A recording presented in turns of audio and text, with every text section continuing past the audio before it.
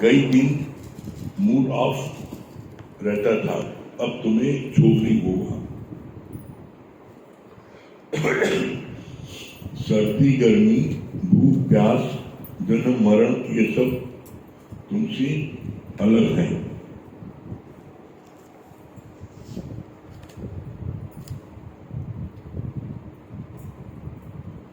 जिसको तुम मरना बोलते हो वो विचार करो कि शरीर तो यही रहता है, पर जीवात्मा जाकर दूसरा शरीर धारण करता है। इच्छा ही जन्म मरण का कारण है। यहां तक कल हुआ था। शरीर यही रहता है, बोला दूसरा शरीर धारण करता है। इच्छा ही जन्म मरण का कारण है। उसके आगे आज क्या बोले भगवान? स्थूल सूक्ष्म कारण तीनों देह से ज्ञानी उपराम हो जाता है। सूक्ष्म शरीर यानी मन ज्ञान से खत्म हो जाता है। स्थूल शरीर यानी कि शरीर क्षण क्षण क्षीण होता है। ज्ञान से तेरे अंदर ये भाव नहीं आएगा कि मैं मरूंगा या जन्म लूंगा। एक संत ने बोला, मैं फिर भारत की भूमि पर जन्म लूंगा और सबकी सेवा करूंगा। दादा भगवान ने कहा ये इसका अहंकार है कि मैं मर रहा हूं और फिर जन्म लूंगा। यहां पर बहुत अच्छी बात बोली। क्या कहा? स्थूल सूक्ष्म कारण। ये देह में 3 पर्दे हैं। देह के ऊपर 3 पर्दे हैं। स्थूल सूक्ष्म कारण क्या है? 3। स्थूल मन क्या होता है? देहाध्यास। स्थूल माने देहाध्यास। सूक्ष्म माने सूक्ष्म में 4 चीजें आती हैं। मन बुद्धि चित्त अहंकार। ये 4 चीजें सूक्ष्म आती हैं। सूक्ष्म माने क्या होता है? जो न दिखे। स्थूल माने जो दिखे। स्थूल शरीर है, दिख रहा है। सूक्ष्म जो न दिखे। इसमें 4 चीजें हैं, मन बुद्धि चित्त अहंकार। और फिर आया कारण। तीसरा कारण। कारण क्या है? जो अंदर तली पड़ा है। तली में क्या पड़ा है? जैसे तुम्हारा छठे दिन माँ बाप ने नाम रख दिया तो तुम अपना नाम नहीं भूल पाते। सोते सोते भी ये 1000 लोगों की पब्लिक की भीड़ है और वहां तुम्हारा नाम अनाउंस किया जाएगा तो तुम तुरंत हाथ उठाओगे, हाँ मैं हूं। नाम नहीं भूल पाया। और गुरु जी ने क्या कहा? नाम रूप नाश है, ब्रह्म का प्रकाश है।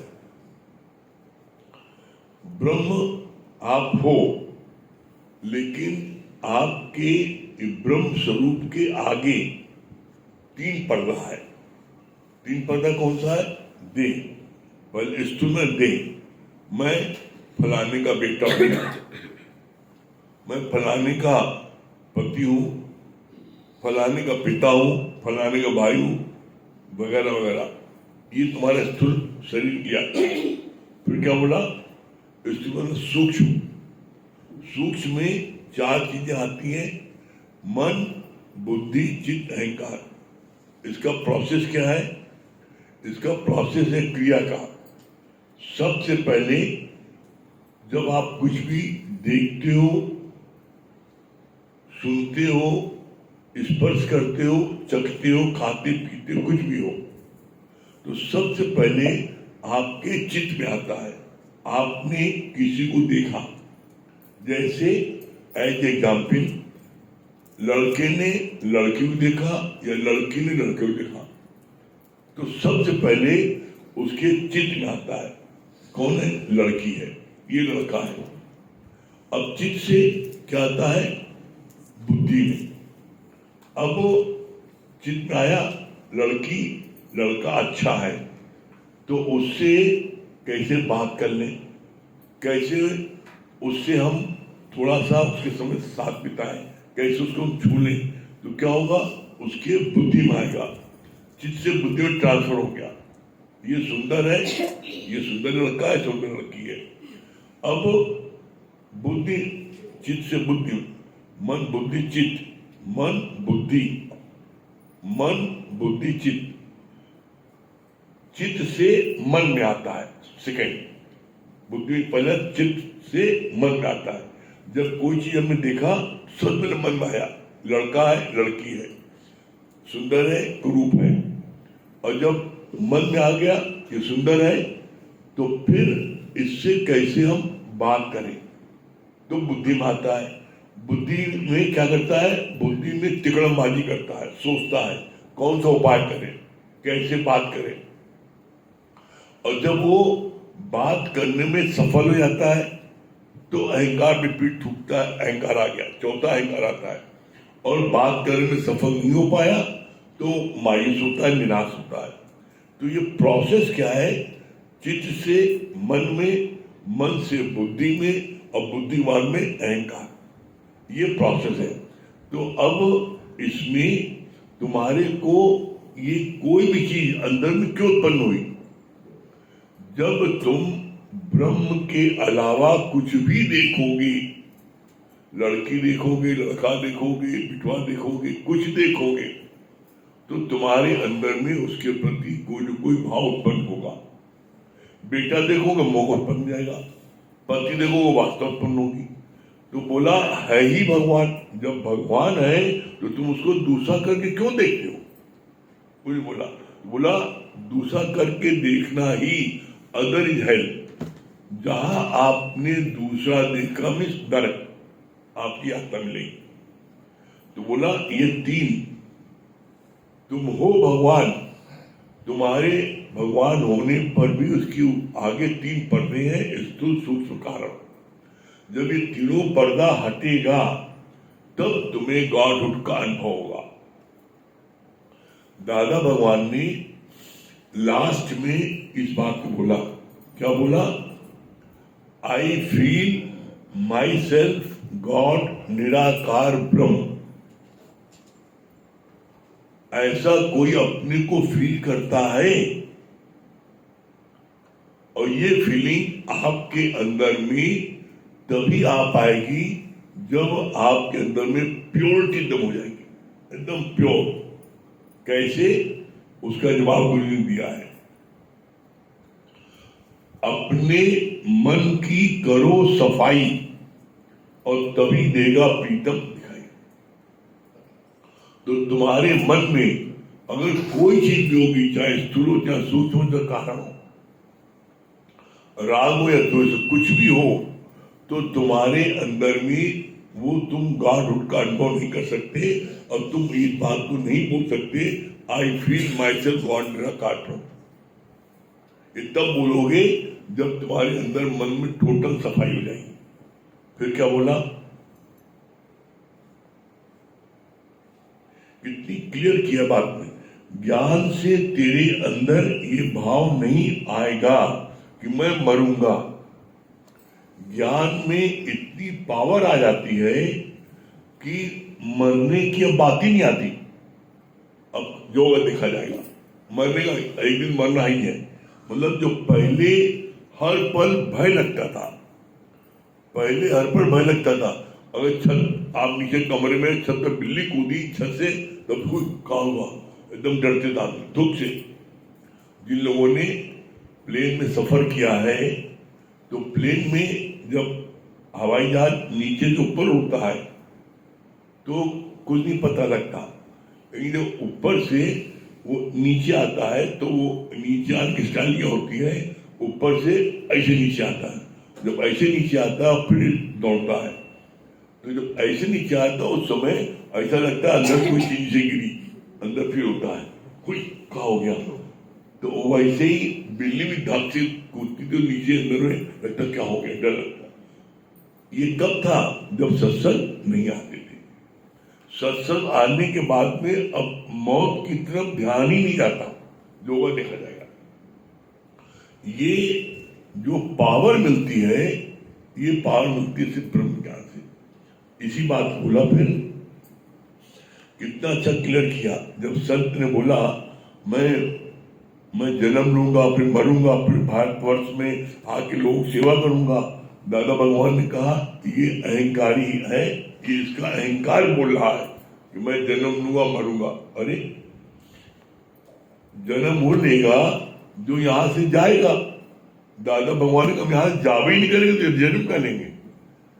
भाई आप कहो मैं इस हाल में कल फिर आऊंगा, तो कल वही आएगा जो यहां से जाएगा। दादा को मैं यहां जा ही नहीं, भाई कहूँ जा रहा नहीं रहूंगा। कैसे? उसका प्रमाण दिया। जैसे बारिश होती है तो बारिश होती है तो वो जमीन में धरती पर समा जाती है, बारिश उड़ती नहीं ना, फिर ऊपर चली जाए। बोला इसी तरीके से जो ब्रह्म ज्ञानी आते हैं वो यही समा जाते हैं। कहाँ समा जाते हैं? भक्तों के हृदय में। आज आप बताओ, एक दिन भी ऐसा जाता है जिस दिन गुरु का प्रमला भगवान का नाम न लिया जाता हो? एक दिन ऐसा जाता है कि हम सब बड़े भाग्यशाली हैं, हमें ऐसा सच्चा गुरु मिला, रोज गुरु बात आती है। तो जो सच्चा गुरु होता है वो अपने भक्तों के हृदय में समा जाता है। जब समा जाता है तो क्या होता है? उसकी रोज आ जाती है। तो गया कहाँ? कहीं नहीं गया। तो इसी तरीके से जब बारिश कहीं नहीं जाती, समा जाती है, उसी तरह सच्चे संत भक्तों के हृदय में समा जाते हैं। फिर क्या बोला आगे?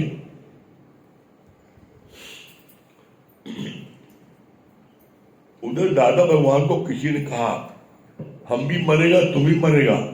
तो दादा ने जवाब क्या दिया? तुम मरेगा। क्यों मरेगा? क्योंकि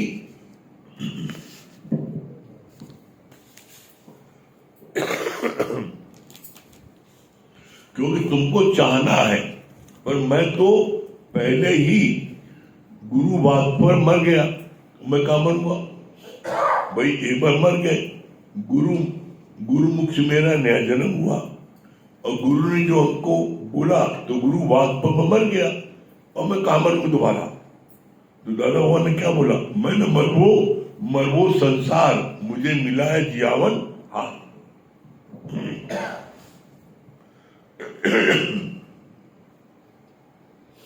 फिर आगे क्या बोला? दीवर जाल डाल क्या करसी, जब मीन पिघल गई पानी। जब हमारा सूक्ष्म शरीर परमात्मा से मिलकर एक हो गया तो अब कौन मरेगा? मन तू ज्योत स्वरूप है, अपना रूप पहचान। कितनी अच्छी बात बोली यहां पर भगवान ने।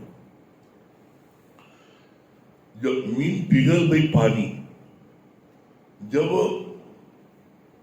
जो छोटी छोटी मछलियां होती हैं पानी में पिघल जाती हैं, तो मछुआरा जो जाल डालता है तो जितनी मछली में वो जाल में फंस जाती है। लेकिन जो मछली बहुत नन्ही नन्ही बच्ची तक वही पैदा है, वो जाल थोड़ी ना फंस पाते हैं।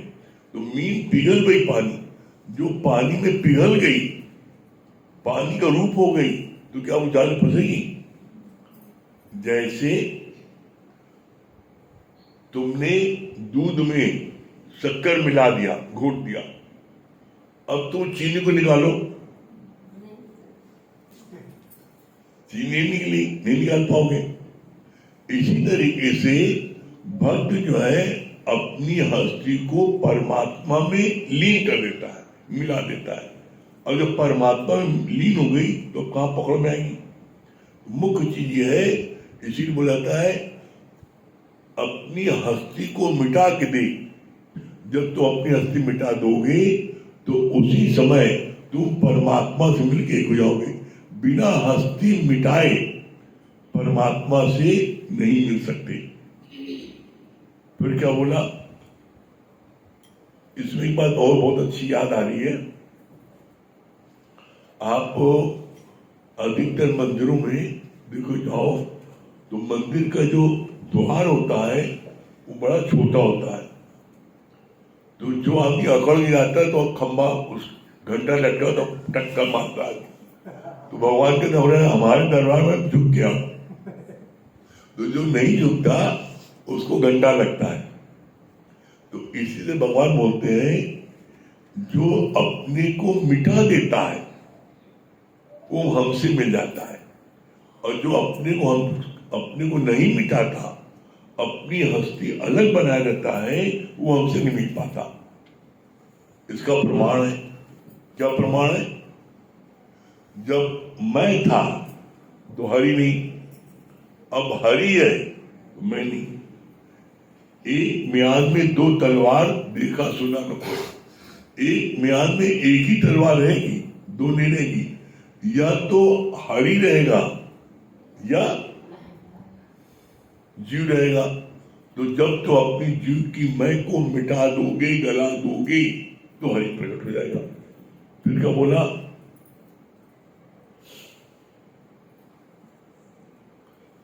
जब हमारा सूक्ष्म शरीर परमात्मा से मिलकर एक हो गया तो अब कौन मरेगा? मन तो ज्योत स्वरूप है, अपना रूप पहचान। भूत सागर में मिल जाए। मन है परमात्मा का अंश। जब वो प्रभु में मिल जाता है तो सब इच्छाएं, चाहनाएं सब समाप्त हो जाती हैं। क्या की पॉइंट बोल रहे हैं? जब ध्यान देना, भूत सागर में मिल जाती है। मन है परमात्मा का अंश। जब वो प्रभु में मिल जाता है तो सब इच्छाएं, चाहनाएं समाप्त हो जाती हैं। मन जो है जब प्रभु में मिल जाता है, अपने मन को अपने प्रभु में मिला दिया, तभी हमारी सारी इच्छाएं, वासनाएं समाप्त हो जाएंगी। क्यों हो जाएंगी? जब परमात्मा से मिल गया, अब तुम परमात्मा हो गए। अभी तक तुम जीव थे, अब तुम परमात्मा हो गए। कैसे परमात्मा हो गए? बहुत सुंदर प्रमाण गुरु दिया इसका। कैसे? जैसे तुम 100 घड़ा, 100 लोग बैठे हो, 100 घड़ा पानी अपने अपने घर में लेके जाओ और गंगा जी में उसको डाल दो। अब गंगा जी के लिए पानी लोगे तो कहाँ बोलोगे? गंगा जल ले रहे, ये बोलोगे पानी लेने आए। जब घड़े का पानी तुमने गंगा जी में डाल दिया, अरे गंगा जी में नाला तक मिल जाता है, तो फिर उसको गंगा जल। और आप करिश्मा देखिए, ये साक्षात करिश्मा देखो। अभी कितना भी कोई शुद्ध जल आप किसी भी कंपनी के ले लो, उसको आप बोतल में रख दो, देखो 2 दिन बाद उसमें कीड़े पड़ जाएंगे। और गंगा जल आप गंगा जी भर के लाओ बोतल में, उसको आप 6 महीने रखे रहो, कोई कीड़े नहीं पड़ते। आप इससे तो क्या प्रमाण चाहिए भाई? इससे तो क्या प्रमाण चाहिए कि गंगा जल अमृत है। वो अमृत जो गंगा जल है, वो गंगा जल, इससे तो क्या प्रमाण चाहिए कि उस गंगा जल को अभी आप बोतल में रख दो, 6 महीने उसको इस्तेमाल न करो, उसके बाद भी वो बोतल में गंगा जल ऐज की रहेगा। और किसी कंपनी का प्योर जो प्योर पानी ले लो, दूसरे तीसरे दिन उसमें जो है कीड़े पड़ जाएंगे। आज भी गंगा जल में ऐसी जड़ी बूटियां हिमालय से मिलती आती हैं जिसके कारण से वो जल अमृत रहता है। और ये सत्य है कि गंगा जी जो नहाता है उसका तन बड़ा स्वस्थ रहता है। गंगा जी में करंट है, जमुना जी में करंट नहीं है। तो गंगा जी नहाता है उसका शरीर बड़ा स्वस्थ रहता है, और जो गंगा जल पीता है उसका स्वास्थ्य बड़ा अच्छा रहता है, उसको जल्दी कोई बीमारी नहीं पाती। गंगा जल अमृत है, वो उसको पीना कोई पी सके तो वो अमृत है। और ये चीज गुरु जी की कृपा से चांस की बात है कि पिताजी हमारे वो जब तक जिंदा थे तब तक वो नित्य गंगा स्नान करने आते थे, चाहे वो शाम 6 बज जाए और चाहे सुबह 6 बजे, वो बिना गंगा स्नान करे चाय तक नहीं पीते थे। और चाचा जी जो है वो गंगा जल पीते थे। वो चाहे कहीं जाए, हिंदुस्तान के किसी शहर में जाए, तो जितना उनका सामान नहीं होता था उससे ज्यादा उनका गंगा जल होता था। मतलब उनके साथ में गंगा जल, जैसे दूध वालों को टंकी चलती थी वैसे टंकी जाती थी। उनका कपड़ा ऊपर में छोटे टंकी में, लेकिन उनका टंकी अलग जाती थी पानी वाली गंगा जल की। तो कोई निभा सकता है, निभाए। ये सब चीजें ऐसी हैं जो कि अभी भी अपने हिंदुस्तान में इसलिए कहा जाता है वर्ल्ड के सब कंट्री के लोग घूमने फिरने इंग्लैंड, अमेरिका, जापान जाते हैं। पूरे वर्ल्ड के लोग मुक्ति पाने के लिए हिंदुस्तान आते हैं। पूरे वर्ल्ड का व्यक्ति जो है वो हिंदुस्तान आता है अपनी मन की शांति के लिए। और इसीलिए आज तक जितने भी भगवान के अवतार हुए वो सब हिंदुस्तान में हुए, एक भी विदेश नहीं हुआ है। किसी को ले लो आप, जितने भगवान, चाहे क्राइस्ट हुए, चाहे अल्लाह हुए, चाहे जितने हैं, चाहे राम, चाहे कृष्ण, चाहे गुरु नानक, चाहे कोई, सब हिंदुस्तान में। तो हम सब बड़े भाग्यशाली हैं, ऐसे कंट्री में हम सब जन्म लिया है जो कि जो है पूरे वर्ल्ड में सबसे उत्तम और पवित्र है। और उसमें भी प्रयागराज ये तीर्थों का राजा है। तो राजा लोग, अच्छा राजा रानी हो, अपने को राजा रानी मानते हो नहीं? यहाँ पे भारद्वाज आता है मुझे, तो यहाँ पे भगवान रामचंद्र जी आए थे। चलो गा दो।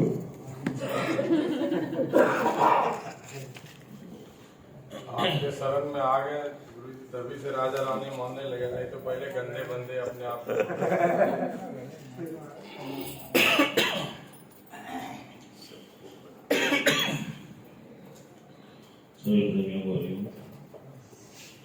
देखिए सही बात है कि तन की शीतलता के लिए गंगा स्नान और मन की शीतलता के लिए ये ब्रह्म ज्ञान। आप सोचिए, एक बार हमने गुरु जी की वाणी में सुना था कि भागीरथ ने अपने पूर्वजों की मुक्ति के लिए गंगा जी को स्वर्ग से यहाँ बुलवाया। आप सोचो कितनी तपस्या किया, कितने हजारों साल तपस्या करने के बाद स्वर्ग से गंगा माँ धरती पे। आज आप देखो, कोई भी भगवान को तुम स्पर्श कर पाते हो, अनुभव कर पाते हो, लेकिन जो स्वर्ग से गंगा माँ धरती पे हैं उनको तुम स्पर्श कर पाते हो, उस शीतलता को महसूस कर पाते हो। आप सोचो कितनी कठिन तपस्या के बाद तुमको कितना सहज ही प्राप्त हो जा रहा है, इसकी आपको कल्पना भी नहीं। आप सोचिए, यहाँ कुंभ का मेला लगता है, महाकुंभ का मेला लगता है, सोचो कितनी लाखों की भीड़ आती है और गंगा स्नान करके जाती है, कितना पैदल चल के आती है, भोर में 4 बजे भी स्नान करके जाती है। आप सोचो तो कितनी तपस्या के बाद कितना सहज आपको ये गंगा मैया इलाहाबाद में, प्रयागराज में मिली। और फिर इसी प्रकार आप देखो कि ये ब्रह्म ज्ञान, ये ब्रह्म ज्ञान भी दादा भगवान ने कितना पुरुषार्थ किया है, कितना कठिन पुरुषार्थ करने के बाद तुमको कितना सहज दे दिया। सिर्फ हमको मनमना भाव से, जैसे अभी बोला कि तन को स्वस्थ रखना है तो गंगा स्नान, और मन को स्वस्थ रखना है तो ये ब्रह्म ज्ञान। अगर ये दोनों का कॉम्बिनेशन आपने बना लिया तो अब आप बताओ कौन से रोग से तुम पीड़ित हो सकते हो। 2 ही प्रकार का रोग है, या तो तन का और या तो मन का। जिसमें मन का रोग ज्यादा है, आप देखो गुरुजी ने बोला पहले, you are 98% mental, only 2% physical. आप देख लीजिए, और हम लोग रोज नित्य ये गीता ज्ञान का सत्संग सुनते हैं, तो आज आप देखो मन से कितने बलवान होते जा रहे हैं। आज आप देखो गुरु जी ने यहां तक बोला, कहा किसी भी चीज की वीकनेस जो है, वीकनेस इज डेथ। चाहे वो शरीर की हो, चाहे वो मन की हो, किसी भी चीज की। आज आप देख लो, जिस फील्ड में आप वीक होते हो वहीं पर आप भयभीत होते हो, लेकिन जहां से स्ट्रांग होते हो तो क्या भयभीत होते हो? नहीं। लेकिन क्या एक दिन में स्ट्रांग हो जाता? आप बताओ। छोटा बच्चा नित्य दूध पीता रहता है, भोजन करता रहता है, तो जीवन में एक समय ऐसा आता है कि वो बहुत बलिष्ठ हो जाता है। इसी प्रकार हम लोग भी जब मनमना भाव से रेगुलर गुरु की वाणी का अनुसरण करेंगे और मनमना भाव से वाणी को पिएंगे, तो हम लोग का मन भी इतना बलवान हो जाएगा कि जीवन में तुमको कोई भी परिस्थिति में विचलित नहीं कर पाएगा। आज आप जितने भी यहाँ बैठे हैं, सबके जीवन में परिस्थितियां आ रही हैं, लेकिन वो उनको हरा रहे हैं, तभी वो मुस्कुरा रहे हैं। अगर हार गए होते तो देखो कैसे फलूदा बैगन की तरह चेहरा बना के घर में बैठे होते। आप सोचो, ये सब आपके प्रैक्टिकल रिजल्ट्स हैं। और यहां पर सबसे अच्छी बात क्या है कि गुरु कोई कैसा भी व्यक्ति आए उसको बहुत सहज ही एडमिशन दे देता है। जैसे बहुत अच्छा गुरु जी ने बताया, कहा एक बार एक शिष्य एक ब्रह्म ज्ञानी गुरु के पास पहुंचा और कहा कि गुरु जी मुझको ज्ञान दे दीजिए। तो उसने बोला ठीक है। कहा अहम ब्रह्मस्मि तत्त्वमसि। कहा ये क्या है गुरु जी, ये तो हमको पल्ले नहीं पड़ा। कहा अच्छा। कहा ज्ञान तो बेटा एक लाइन का है। उसको लगा कि ये पता नहीं कौन से गुरु, वो दूसरे गुरु के पास भागा जिनका बहुत बड़ा सा आश्रम था। कहा बेटा, शिष्य ने बोला गुरुजी हमको शिष्य बना लीजिए और दीक्षा दे दीजिए। कहा बेटा ऐसे ही शिष्य बना ले, पहले तुम यहाँ आए हो तो परीक्षा तो दो। तो क्या किया उसने? कहा उसने उसको 10 साल तक उससे खूब सेवा ली, सफाई भी कराई, चद्दर भी बिछवाई, सारी सेवाएं उससे ली। और लेने के बाद जब उस शिष्य ने कहा कि गुरुजी मुझको तो 10 साल हो गए, अब तो मुझको दे दीजिए, तो क्या बोला? कहा अहम ब्रह्मस्मि तत्त्वमसि। वो खोपड़ी पकड़ के बैठ गए। कहा वो तो मुझको पहले ही नहीं बता दी। अब तुम क्या चाहते हो? खोपड़ी पकड़ना चाहते हो, इसी प्रकार हंसते रहना चाहते हो? बताओ क्या चाहते हो? तो चुपचाप एक साधे सब सधे और सब साधे सब जाए। ध्यान रखना, एक साधे। और ये भी ध्यान रखना कि ये जो भी प्रॉब्लम्स जीवन में आ रही है, ये क्रिएटेड बाय ओन सेल्फ है। ये तुम्हारे द्वारा ही क्रिएटेड है, किसी दूसरे के द्वारा नहीं क्रिएटेड है। जैसे बहुत अच्छा भगवान ने बोला, कहा एक व्यक्ति हथकड़ी बनाता था और उसकी हथकड़ी बड़ी मशहूर थी। का इस कदर मशहूर थी कि मजबूती के मामले में कोई उसकी हथकड़ी को तोड़ नहीं पाता था। उसको बड़ा अभिमान था अपनी हथकड़ी पे कि जो हथकड़ी मैंने बनाई उसको कोई भी अपराधी तोड़ नहीं। एक बार बगल वाले जिले में किसी बात में कोई झगड़ा हो गया और झगड़ा व्यापारियों के साथ हो गया। जब झगड़ा हुआ तो पुलिस वाले आए और वो सारे व्यापारी को और जो दूसरे जिले के लोग थे दोनों को पकड़ के ले गए और ले जाकर उन्होंने जेल में उनको बंद कर दिया। अब जो हथकड़ी वाला था उसके दिमाग में यह आया कि मुझको कोई क्या हथकड़ी लगा पाएगा। क्यों? क्योंकि मेरे पास तो हुनर है, मैं तो हथकड़ी खोल के भाग जाऊंगा। और वो बड़ा प्रसन्न होकर के साथ साथ चला गया। जब जेल पहुंचा और उसको हथकड़ी लगाई और उसने जब उसको खोलने की कोशिश की तो उससे खोले ना। अब वो बहुत परेशान, जब उसने गौर से देखा तो देखता क्या है कि ये हथकड़ी तो मेरे द्वारा ही बनाई गई, अर्थात वो हथकड़ी उसी ने बनाई थी, तो कैसे पूछते। और वो दुखी हुआ और रोने लगा। गुरु जी ने बहुत अच्छा सिद्धांत बताया, कहा इसी प्रकार देखो तुम भी माया में डे बाय डे फंसते चले जाते हो और मन में ये सोचते हो मैं जब चाहूंगा इससे बाहर आ जाऊंगा, लेकिन आ नहीं पाते हो। जब निकलना चाहते हो तो ये आता है कि अरे ये सारी संरचना, ये सारी माया तो मेरे द्वारा ही बनाई, अब मैं इसको कैसे छोड़ के जाऊं। आज आप देखो जितने भी लोग हैं, जैसे गुरु जी बोलते हैं ना मकड़ी के बारे में, कि मकड़ी जो है वो जाल बिछाती है लेकिन उस जाल में स्वयं फंस जाती है। का उसी प्रकार तुम्हारी भी स्थिति जीवन में हो जाती है। तुम सोचते तो हो लेकिन तुम उससे निकल नहीं पाते। इसलिए हम सब बहुत भाग्यशाली हैं कि जीवन में हमको सच्चा सतगुरु मिला है, जिसने तुमको उस मकड़ जाल से बाहर निकाल दिया। अब बाहर आ गए हो तो दोबारा तो जाल ना बिछाओ, और बिछाओगे तो फिर उसमें फंसते जाओगे। अब इच्छा तुम्हारी है, क्या करना है, बिछाना है कि निकल के आना है। बाय बाय क्या कह रहा।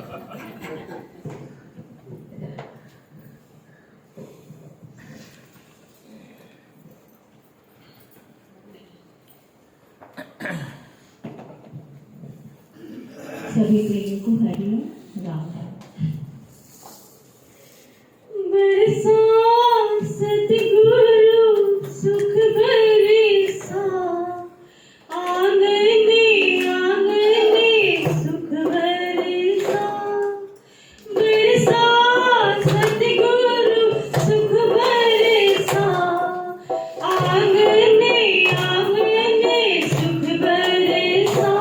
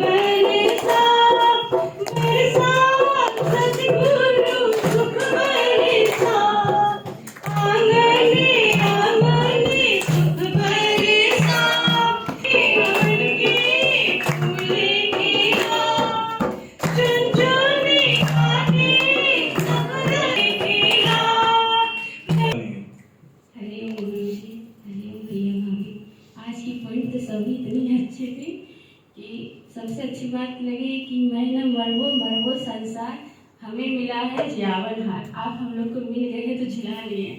और बहुत अच्छी बात बताए हैं कि बारिश की जैसे दादा भगवान का हम नहीं मरेंगे, हम सबके हृदय में तो वो महसूस होता है, उनको कौन नहीं याद करता है। जैसे बारिश के आपने बताया कि हकीकत में जो बारिश होती है वो जाता कमा है तो धरती में समा जाते हैं। इसी तरीके ज्ञानी जो होते हैं क्या होता है सबके हृदय में समा जाते हैं। ये बात मुझे बहुत अच्छी लगी, नमक वाली बात बहुत अच्छी लगी कि ढल के वो मिल जाता है, एक हो जाते हैं। अब भैया की बात बहुत अच्छी लगी कि जैसे बताया ना कि ज्ञान दो ही था, ब्रह्मसी तत्वमसी, उसी के लिए 10 साल उनको मेहनत करना पड़ा। पहला दिन उनको संतुष्टि नहीं मिला, 10 साल उसका खराब हो गए। हमें तो पहले दिन गुरु जी कह दिए मान न मान तू घर भगवान। मुझे बहुत अच्छा लगा। बहुत अच्छा आपने बताया ना कि मीन पिघल गई पानी, जैसे वो छोटी छोटी मछलियाँ रहती हैं सब हम लोग पिघल जाती हैं तो जाल में नहीं फंसती, वो पानी रूप हो जाती है। फिर आपने बताया कि दूध में चीनी डालो तो क्या हम उसको निकाल सकते हैं? नहीं निकाल सकते। इसी तरह हम जब परमात्मा से मिलकर एक हो जाएंगे तो हम अलग नहीं हो सकते। संगीता हरिओम गुरुजी, हरिओम। बहुत अच्छी बात लगी गुरुजी कि मन बुद्धि चित्त अहंकार, पहले चित्त में आता है, फिर उसके बाद मन में आता है, फिर बुद्धि में आता है, फिर अहंकार होता है। ये बात बहुत अच्छी है। बहुत अच्छा लगा कि जब हमारे अंदर से मैं गुम हो जाएगा तभी हरि का दीदार होगा। मतलब है ना, एक नियर में 2 तलवार, देखा सुना सबको। जब मैं था तब हरी गई, अब हरी है तो मैं नहीं। हार गया वो मर गया, तो हारना नहीं चाहिए। एक सीरियस नहीं सब का पढ़ना।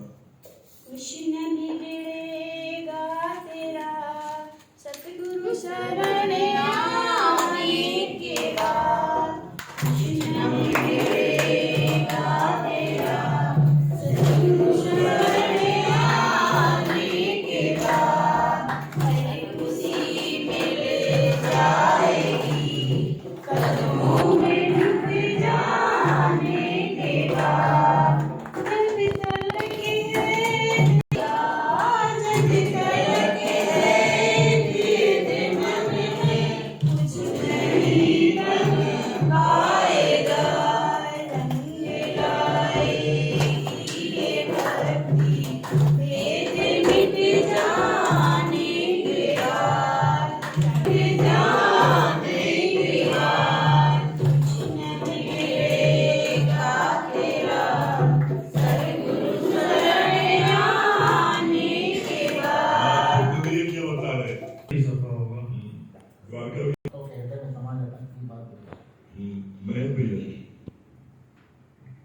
हरिओम गुरुजी, हरिओम भैया। बहुत अच्छी बात लगी कि एक साधे सब सधे, सब साधे सब जाए। शायद शाम भी जब चुप रह जाते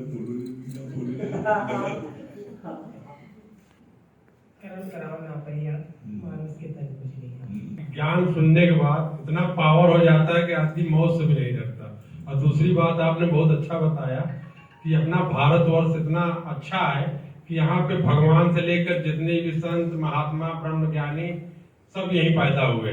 और उससे भी अच्छा ये है कि हम लोग प्रयागराज में हैं, क्योंकि प्रयागराज में तीर्थों का राजा माना जाता है और यहाँ पे गंगा यमुना का बहुत बड़ा कुंभ मेला लगता है। तो हम लोग सबसे ज्यादा भाग्यशाली है कि यही हम लोगों का जन्म। ये बात तो जीवन में फील करते हैं कि आपके ज्ञान से जो धक्के से होता था वो तो वाकई में सत्संग में जब नहीं आते थे तो बहुत पहले होता था। सबसे पहले तो हमारा वो कन्फेक्शनरी का दुकान पता नहीं कब आ जाए, पता नहीं कब आ जाए, तो कहीं ना कहीं धक धक होता रहता था। लेकिन इसमें एक बात बहुत अच्छा आपने बताया था कि पहले से तैयार रहो, ज्यादा से ज्यादा क्या करेगा भाई, दिवाली आई है, बहुत ज्यादा करेगा, खर्चे लेके जाएंगे, 2-4-5 हजार पहले से निकाल के रखो। तो अब वो जब पहले से तैयार रहते हैं तो अब वो धक धक नहीं होती है।